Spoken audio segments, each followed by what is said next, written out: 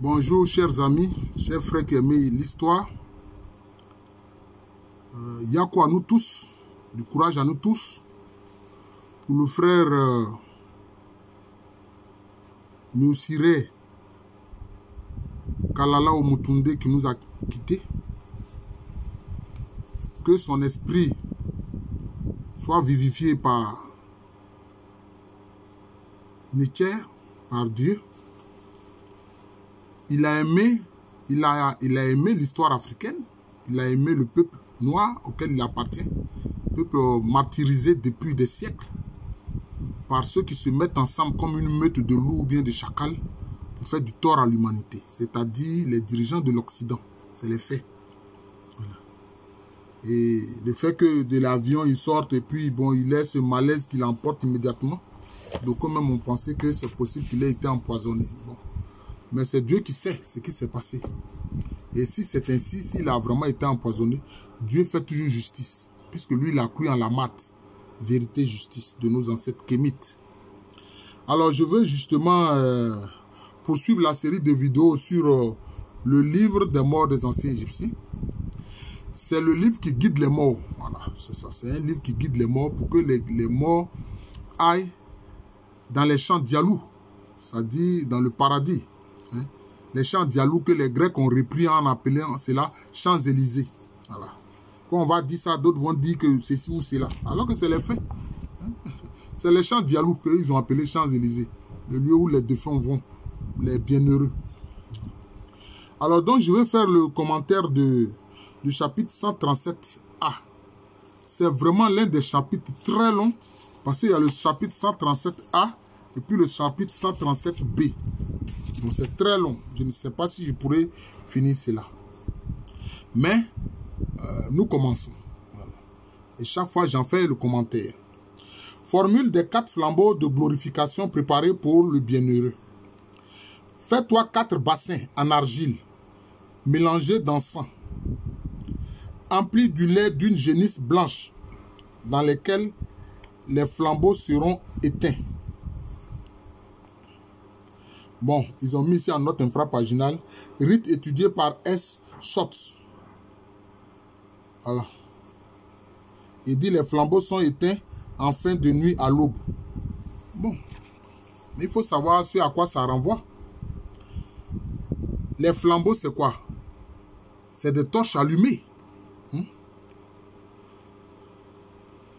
C'est des torches allumées de glorification préparée pour le bienheureux. Pour ne pas que le bienheureux soit dans les ténèbres. Maintenant, il est dit quoi? Fais-toi 4 bassins en argile mélangés d'encens. Les 4 bassins, ça renvoie au chiffre 4, comme les 4 flambeaux. Cela veut dire quoi? Ça a un lien avec les 4 directions. Les 4 points cardinaux, comme on dit. Le nord, le sud, l'est, l'ouest. C'est comme ça. Et puis on dit mélanger avec de l'encens. Ils ont bien dit des bassins en argile. C'est-à-dire que ça a un lien avec la terre. Voilà. La terre-mère. Voilà. Parce que les peuples noirs considéraient que la terre est comme une mère, un être féminin. Voilà. Qui veille sur les créatures qui sont sur la terre, c'est ça. Même les Amérindiens avaient compris ça, c'est pour ça qu'ils appellent la terre la Pachamama. Les Akans, notamment les Ashanti, appellent la terre Asasi Ya. Ya, c'est un nom féminin. Les Nzima, ils disent, et moi, c'est les Yaba. Les Nzima aussi sont des Akans. Notre mère, la terre, Yaba. Vous comprenez? Donc, c'est ça. Puis maintenant, on y met de l'encens. Empli du lait d'une génisse blanche. De l'encens, c'est quoi?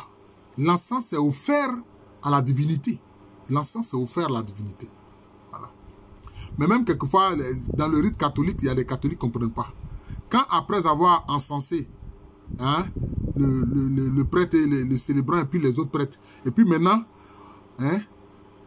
on vient encenser le peuple. Et ils ne savent pas. Ils pensent que c'est la personne qu'on encense. Non, ce n'est pas ta personne qu'on encense, non. C'est Christ en toi qui est encensé. C'est Dieu en toi qui est encensé. C'est ce qu'il faut comprendre. L'encens, c'est pour la divinité. Voilà. Maintenant, on dit empli du lait d'une génisse blanche. Bon, la génisse blanche ici, c'est quoi? Ça renvoie à la lumière, le blanc à la lumière. Voilà. Maintenant, la génisse, c'est quoi? C'est l'aspect féminin. Ça renvoie à l'affaire féminin, donc à la fécondité. Et c'est dans ça que les flambeaux sont éteints. Voilà. Les flambeaux sont éteints dans le lait qui vient de la génisse, donc le lait qui renvoie à l'être féminin. Voilà. C'est l'être féminin qui produit le lait. Voilà, c'est ça. Parole dite par N, c'est-à-dire l'Osiris N, le défunt, mais c'est les gens, c'est ses parents et puis les prêtres qui disent ça pour lui, il faut comprendre. Le flambeau vient à ton cas, Osiris, chef des Occidentaux. Le flambeau vient à ton cas, Osiris N, ce qui annonce la nuit vient après le jour. Les deux sœurs de Ré. Alors les deux sœurs de Ré, ils ont mis les deux yeux. Le mot œil étant féminin en égyptien. Bon. Donc, ce n'est pas les yeux en tant que tels, mais c'est l'esprit qui émane de ses yeux. Voilà, c'est ça. Pourquoi? Parce qu'il a un regard plein de compassion. La compassion, souvent, la compassion, la pitié, la tendresse est liée à l'être féminin. Donc, cela veut dire quoi? Ces flambeaux-là qu'on a éteints là, dans les 4 vases, là, les 4 flambeaux qu'on a éteints dans les 4 vases où il y avait du lait, là. Ça vient quoi? Ça vient revivifier le cas du défunt. Le cas du défunt, le cas c'est quoi? C'est l'esprit. C'est l'esprit éternel qui est en chaque créature en fait. Voilà. Maintenant, Osiris, c'est le chef des Occidentaux, c'est-à-dire des morts, des défunts. Voilà. Les Occidentaux, ce sont des morts. Voilà, c'est ça. Maintenant, le flambeau vient à leur cas pour revivifier leur cas. Ce qui annonce la nuit vient après le jour. Les deux sœurs de Ré, c'est-à-dire les deux yeux de Ré qui symbolisent la miséricorde, la pitié, la compassion, etc. Viennent alors qu'il avait brillé dans Abydos. Il est venu. J'ai fait ce qu'il vint. C'était d'Horus. Voilà, maintenant on parle de l'œil d'Horus. On a parlé des yeux de Ré. Maintenant on parle de l'œil d'Horus. Voilà. C'est un peu comme l'œil qui voit tout. Bien que, parce que son oncle Seth, le mauvais, avait blessé un œil d'Osiris. Voilà, c'est comme ça. Mais cet œil d'Osiris, cet œil d'Horus est un œil qui voit tout. C'est l'œil de la providence qui voit tout. Voilà, c'est comme ça. C'est pour ça qu'anciennement, même devant les frontons des cathédrales, des églises, il y avait un œil dans un triangle que les francs-maçons ont récupéré. Comme si ça vient d'eux. Il est bien vu devant toi, Osiris, chef des Occidentaux. Il est en pleine forme devant toi, brillant à ta tête. C'est ça, cet œil-là. Cet œil d'Horus qui brille sur sa tête. L'œil d'Horus est ta sauvegarde. Voilà, c'est ce que je disais. Pour briller, pour l'éclairer, pour ne pas qu'il marche dans les ténèbres. Osiris, chef des Occidentaux, c'est-à-dire des défunts. Il constitue une sauvegarde pour toi, parce qu'il est éclairé par l'œil de choses d'Horus. Il renverse pour toi tous tes ennemis. Tous tes ennemis sont renversés pour toi. L'œil d'Horus est ta sauvegarde. Voilà, c'est ce que c'est l'œil de la providence. C'est l'œil d'Horus. Osiris N. Il constitue une sauvegarde pour toi. Il renverse pour toi tous tes ennemis. Tes ennemis sont renversés pour toi. Il vient à ton cas. Osiris, chef des Occidentaux. L'œil d'Horus est ta sauvegarde. Il constitue une sauvegarde pour toi. Il renverse pour toi tous tes ennemis. Tes ennemis sont renversés pour toi. Bon, c'est comme s'il répète la prière. Bon, une prière répétitive. Voilà. Donc, c'est ce qu'il fait ici. Il ne fait que répéter. Donc, c'est comme une prière répétitive. Voilà. Une prière répétitive. C'est ce qu'on appelle quoi? La libation. Voilà. L'œil d'Horus vient en pleine forme, resplendissant comme Ré dans l'horizon. Voilà. Il éclipse le pouvoir de Seth qu'il avait enlevé. Voilà, donc c'est ça. Donc, ça repousse le mal et les forces du mal, symbolisées par la personne de Seth. Le frère malfaisant de Osiris, l'homme juste. C'est lui qui le lui a ramené. Il est brûlant comme lui devant toi. L'œil d'Horus en pleine forme mange pour toi. Voilà, donc c'est ça. Il mange pour quoi? Pour revivifier le cas, l'esprit du défunt. Voilà, c'est ce qu'il faut comprendre. Les 4 torches entrent vers ton cas. Voilà. Osiris, chef des Occidentaux, les 4 flambeaux entrent vers ton cas. Osiris, ô fils d'Horus, Amsit, Hapi, Douamoutet. Hapi, disons, c'est l'esprit du fleuve Nil. C'est l'esprit du fleuve Nil. C'est ça. Donc, on peut dire que c'est le cas du fleuve Nil. Parce que nos ancêtres kémites croyaient que tout ce que Dieu a créé a un cas, c'est-à-dire un esprit. Et ça, c'est la pensée de tous les Africains. Voilà. C'est comme ça que les Akans disent toute créature a un kara. l'âme et a un soumis l'esprit. C'est comme ça. Donc, on cite le nom de différents esprits. Douamoutef, Kébé, Senouf, constitue une protection pour votre père Osiris, chef des Occidentaux, constitue une protection pour l'Osiris N. Comme depuis le moment où vous avez écarté la souffrance d'Osiris, chef des Occidentaux, pour qu'il vive auprès, bon, ils ont mis des dieux, mais des attributs divins. Voilà. Qu'il frappe 7 de sa main jusqu'à l'aube. Voilà. Donc, pour briser justement les forces du mal. Voilà. Pour pouvoir briser les forces du mal. C'est ce que ça veut dire. Hein? Il prend soin de son père Osiris. Voilà. Lui-même. Faites cela en ce qui concerne votre père. Voilà. Vers ton cas. Donc, c'est ça. Envoyez l'esprit, la lumière vers son cas. Les forces lumineuses vers son cas. Que ce soit l'œil d'Horus, que ce soit justement Osiris lui-même qui est l'homme juste. Voilà, on répète encore. Il renverse pour toi tous tes ennemis. Tes ennemis sont renversés pour toi depuis le moment où vous avez écarté la souffrance de l'Osiris N. Pour qu'il vive auprès des attributs divins. Ils ont mis Dieu ici, les attributs divins. L'ennemi de l'Osiris N. Protégez l'Osiris N jusqu'à l'aube. Horus est puissant. Il prend soin de l'Osiris N. Faites cela en ce qui concerne l'Osiris N. Écartez-le, il entre vers ton cas. Osiris N. L'œil d'Horus est ton protecteur. Il renverse pour toi tous tes ennemis, etc. Donc, voilà ici toute une série donc, de litanies. C'est des litanies. Pour dire à l'Osiris N, donc le défunt, qu'il a la protection non seulement d'Osiris, mais il a la protection de l'œil d'Horus. Et il a la protection de tous les attributs divins. Hein? Qui éloigne de lui les forces des ténèbres, notamment 7. Voilà. C'est ça. L'Osiris N vit dans son aspect véritable, dans sa vraie forme de Dieu. C'est-à-dire de quelqu'un qui est divinisé. Donc il devient un attribut divin lui-même parce qu'il devient lumière, parce qu'il est éclairé. Voilà. Il est éclairé par l'homme juste, Osiris, donc il est éclairé par la justice, et il est éclairé par l'œil d'Horus qui est lumière. Voilà, c'est ça. Parole a dit sur 4 flambeaux d'étoffe rouge. Cette fois-ci, maintenant, vous voyez, il y avait le blanc, maintenant on passe au rouge. Qui sont les 2 courants de vie qui circulent en l'être humain. Je répète, le blanc, le rouge, ce sont les 2 courants de vie qui circulent en l'être humain. Le rouge, ça renvoie au sang. Le blanc, ça renvoie à quoi? Au morve, au lait maternel, au sperme, aux larmes, etc.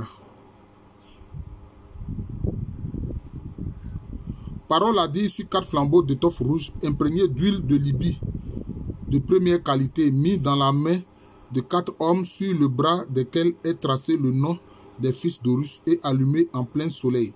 C'est faire que le dit bienheureux ait pouvoir sur les étoiles impérissables. Vous voyez, d'abord c'était le blanc, le lait, et maintenant c'est le rouge. Bon. Donc, Dieu merci, ils n'ont pas ici utilisé le sang d'un animal, mais ils ont utilisé de l'huile rouge. Ce qu'ils ont appelé l'huile de Libye. C'est de l'huile de palme, en fait. C'est de l'huile de palme, c'est tout. C'est de l'huile de palme qu'ils ont utilisé. Voilà. Et là aussi, donc, pour vivifier, n'est-ce pas, l'Osiris N. C'est faire que les dits bienheureux aient pouvoir sur les étoiles impérissables. Parce qu'ils sont quoi? Ils ont quoi? Ils sont porteurs des 2 courants de vie. Le blanc, comme pour le lait, l'huile rouge, hein, notamment qu'ils appellent ici l'huile de Libye.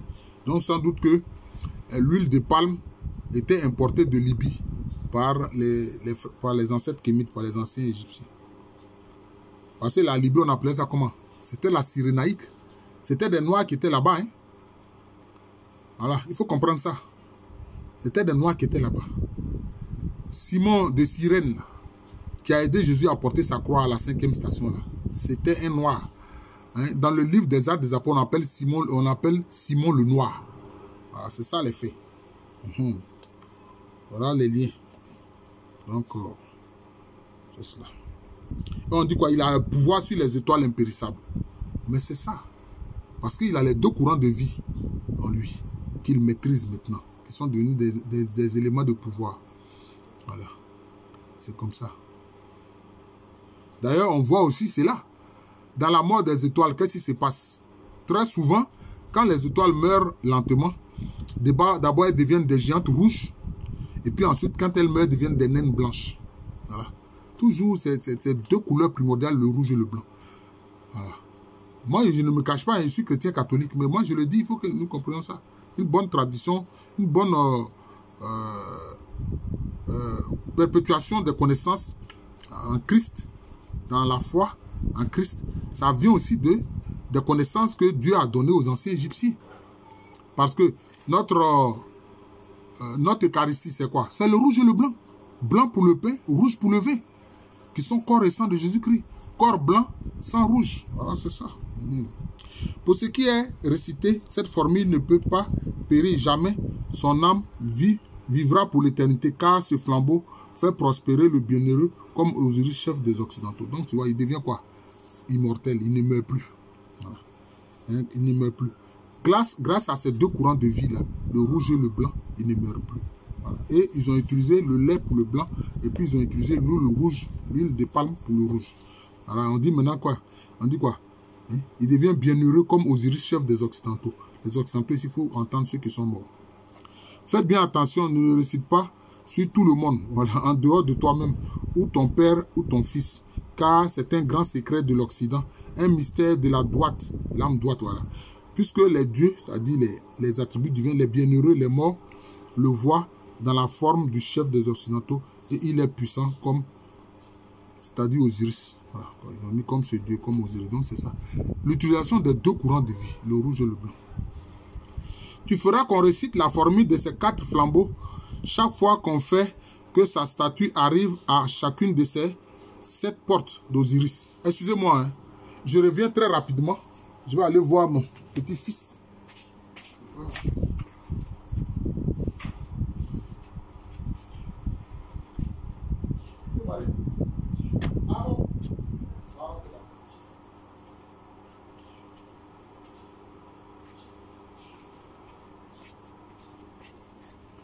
Excusez-moi pour cet intermède-là, ça arrive. Même les émissions à la télévision, quelquefois, il y a des intermèdes. Voilà, c'est mon petit-fils qui dormait, qui s'est réveillé. Là. Il a poussé dedans, donc il fait un peu de la fièvre. Donc, je suis allé voir. Voilà, excusez-moi, vraiment, excusez-moi. Voilà, donc c'est un peu ça. Donc, il devient alors semblable, hein, aux attributs divins. Voilà, à ceux qui sont des bienheureux. Voilà, donc c'est ça. Et ils disent que c'est tellement efficace qu'il ne faut pas faire cette prière-là, hein, cette litanie-là, il ne faut pas donner ça à tout le monde. Tu feras qu'on récite la formule de ces 4 flambeaux chaque fois qu'on fait que sa statue arrive à chacune de ces 7 portes d'Osiris. Bon, mais les 7 portes d'Osiris, ça renvoie à quoi? C'est ce qu'il faut comprendre. Les 7 portes d'Osiris, c'est quoi? Ce sont les portes qui sont tout autour de la tête. Parce qu'au niveau de la tête, on a 7 portes. Oui, on a 7 portes. C'est-à-dire on a 7 orifices. Les orifices des yeux, ça fait 2. Les 2 orifices du nez, ça fait 4. L'orifice de la bouche, ça fait 5. L'orifice des 2 oreilles, ça fait 7. Voilà les 7 portes d'Osiris. Voilà. Voilà. Par ces orifices-là, il y a des énergies qui pénètrent. C'est ce qu'il faut comprendre. Voilà, c'est ça qu'on appelle les 7 portes d'Osiris. Cela reviendra pour lui à être un dieu. Bon, à être divinisé. Bon, à ne plus mourir en fait. À être puissant avec les dieux. Bon, avec les attributs divins, je préfère. Et les bienheureux. À toujours et à jamais. Et à entrer dans les porches mystérieux sans être écarté d'Osiris. Voilà. Donc, il est guidé alors par Osiris. Oh là là. Ça fait déjà 19 minutes. Je vais m'arrêter à 25 minutes. Celui pour qui cela sera récité, il rentrera et sortira sans être refoulé, sans être écarté, sans être laissé pour compte le jour du jugement. Car ce serait abominable pour Osiris de le punir. Cela a été véritablement efficace. Alors, cela veut dire quoi? Par ce rituel-là de vivification, avec les 2 courants de vie, le blanc et le rouge, donc, il a les 2 courants de vie de lui. Donc, quand il sera jugé là, Osiris va le juger favorablement. Voilà, Osiris va le juger favorablement. Osiris, qui est l'homme juste, qui dans la salle des 2 maths, vérité, justice, juge les défunts. Voilà, c'est ça. Tout comme Christ juge les vivants et les morts. Voilà, donc c'est ça ici. Tu réciteras ce livre tandis que le dit bienheureux est réuni à la terre glorifié, purifié, que sa bouche est ouverte avec le ciseau de métal bia. En fait, le jour où il est réuni à la terre, c'est quoi? C'est le jour où il est inhumé. Le jour où il est mis en terre, c'est ce que ça veut dire. On dit qu'il faut réciter cela. Hein? Il faut faire ce rituel-là. Ce texte est transcrit conformément à ce qui a été trouvé en écrit par le prince Djedefo, qui le trouva dans un coffre secret en un récit du Dieu lui-même. Bon, dans le temple d'Unut, maîtresse d'Unu. Donc, tout ça, ce sont des attributs divins. Hein? Ce sont des attributs divins. Bon, on dit ici, déesse As, maîtresse d'Hermopolis. En fait, c'est une déesse aussi qui est liée à l'attribut de la... En fait, un attribut divin qui est lié à l'attribut de la parole. Tout comme Djéouti. Tout comme Djéouti. Voilà. Quand il voyageait pour faire l'inspection des temples, des villes, des campagnes et des buts des attributs divins, ce qui est récité est un secret dans la droite, un mystère de la droite, un mystère de l'empire des morts. Donc vous voyez, en fait, il est dit ici que ce rituel-là, avec ses prières, avec ses litanies, c'est le prince Djedefo qui a trouvé ça dans un coffre secret et puis qui a pu remettre à jour donc ce rituel qui est fait, parce que peut-être ça avait été oublié. Peut-être que ça avait été oublié. Ce qui doit être mis dans le mur ouest. Parole a dit, celui qui vient en furetant détourne ta marche. Celui qui se dissimule devant toi est quelqu'un qui illumine sa retraite. Je suis celui qui se tient debout derrière, c'est-à-dire le djed. Bon, le djed, c'est un pilier. Je suis celui qui se tenait debout derrière, c'est-à-dire le djed, le jour de repousser les meurtriers. Je suis la protection d'Osiris. Le djed, le pilier, c'est quoi? Le pilier, c'est pour soutenir. Ça symbolise le soutien. Un pilier, c'est pour soutenir. Quand on fait des piliers pour des maisons, c'est pour soutenir la maison. Donc, le pilier djed, ça renvoie à l'idée de soutenir.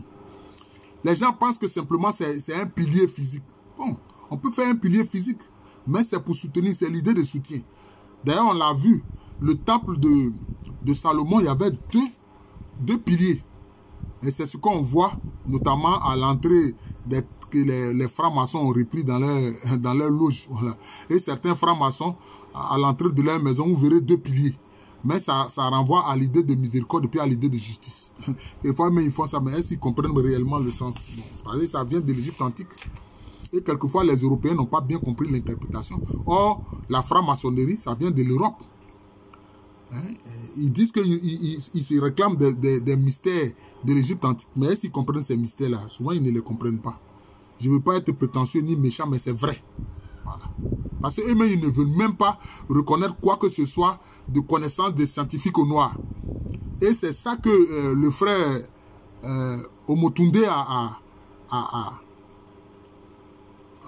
déconstruit. Ouais, il a déconstruit cela. Et il a cité de nombreux savants noirs de tout ce que ceux-là ont apporté. Même l'ordinateur que nous utilisons là, ça vient du noir. L'ampoule qui dure, ça vient du noir. Vous voyez? Si c'est eux qui l'ont tué, bon, Dieu fera justice. Frère Omotunde, que ton cas soit vivifié. Quand on dit cette formule sur un djed, c'est-à-dire un pilier, un djed de faïence, placé sur une brique d'argile crue sur laquelle est gravée cette formule, on fait pour lui une niche dans le mur ouest et on le tourne vers l'est. Voilà, donc vous voyez, c'est tout un rituel. Puis on mure sur lui avec de la terre imprégnée d'huile de cèdre. Cela revient à écarter les ennemis d'Osiris. Donc vous voyez, l'utilisation du pilier, de la brique d'argile, de la formule, de la niche qu'on fait du côté ouest du mur et le fait qu'on tourne cela vers le côté est, etc. avec imprégné de la terre et aussi de l'huile de cèdre. Le cèdre, c'est un arbre souvent qu'on trouve au Liban. D'ailleurs, sur le pavillon, comment on appelle cela? Le drapeau du Liban, on voit un cèdre qui est représenté. Souvent, on utilisait le bois du cèdre pour faire les maisons. Hein. Voilà, pour faire les maisons. Ce qui doit être mis dans le mur est, parole a dit, je t'écarte, je te surveille, celui qui est sur la montagne, veille à ce que ton attaque soit repoussée. J'ai repoussé ton attaque rageuse. Je suis la protection de l'Osiris N. Voilà, donc c'est ça. les attributs divins qui protègent l'Osiris N. Quand on dit cette formule sur un Anubis d'argile, c'est-à-dire une statuette qui représente Inupé, qui est, disons, qui représente une tête de chien ou de chacal. Mais parce que les gens ont pensé, ils ont dit Dieu chien ou Dieu chacal. Non, ça représente l'idée de fidélité. Parce que le chien, c'est le premier animal que l'homme a apprivoisé qui était un loup. Voilà, donc Inupé, là, c'est l'attribut divin de la fidélité.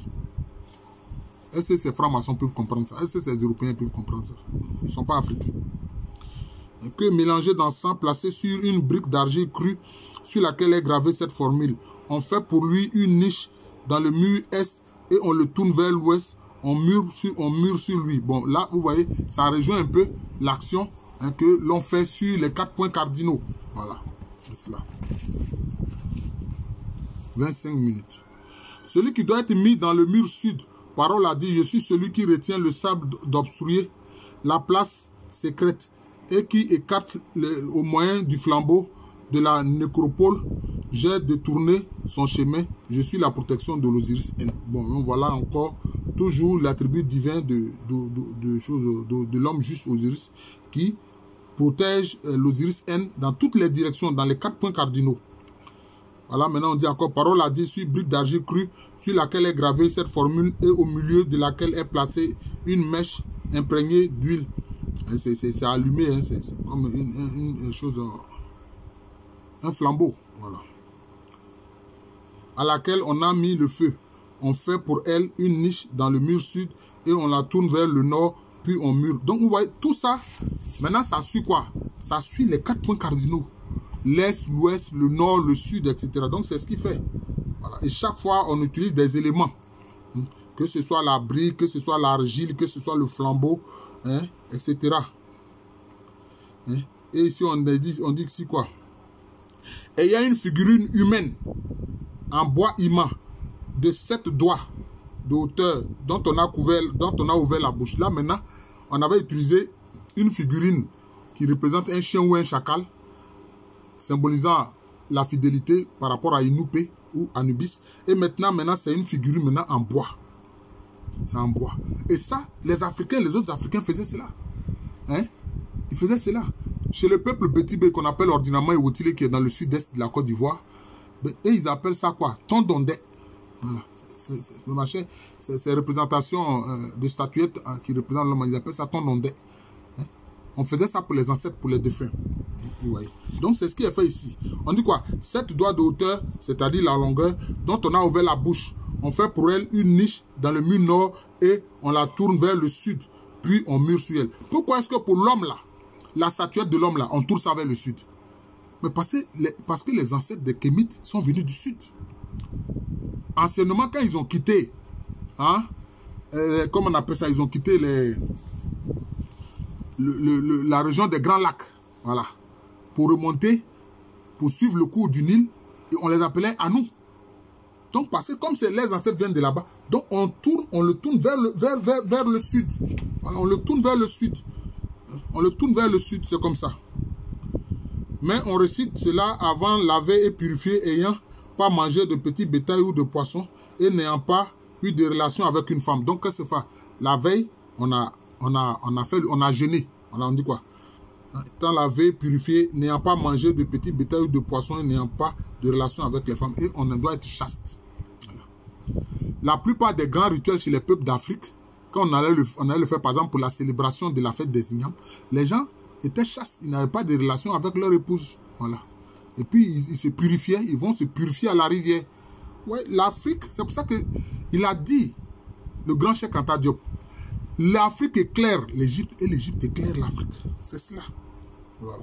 Tout bienheureux pour qui sera récité sera un Dieu sublime, c'est-à-dire qu'il sera divinisé, ou il sera comme un bienheureux dans l'empire des morts.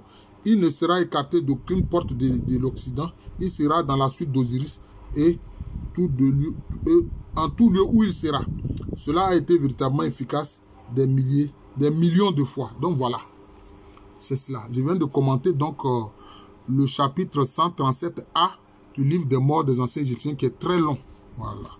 Je vous remercie. Bon, le chapitre B est très court. Hein. Bon, le chapitre B Le chapitre 137b est très court, mais ça, on va voir ça prochainement, pour ne pas que la vidéo atteindre déjà 30 minutes. Je suis le professeur Alou Kwame René, professeur titulaire d'histoire à l'université Félix Houphouët-Boigny, une université qui est à Abidjan, c'est à Cocody. C'est en Côte d'Ivoire, un pays situé en Afrique de l'Ouest.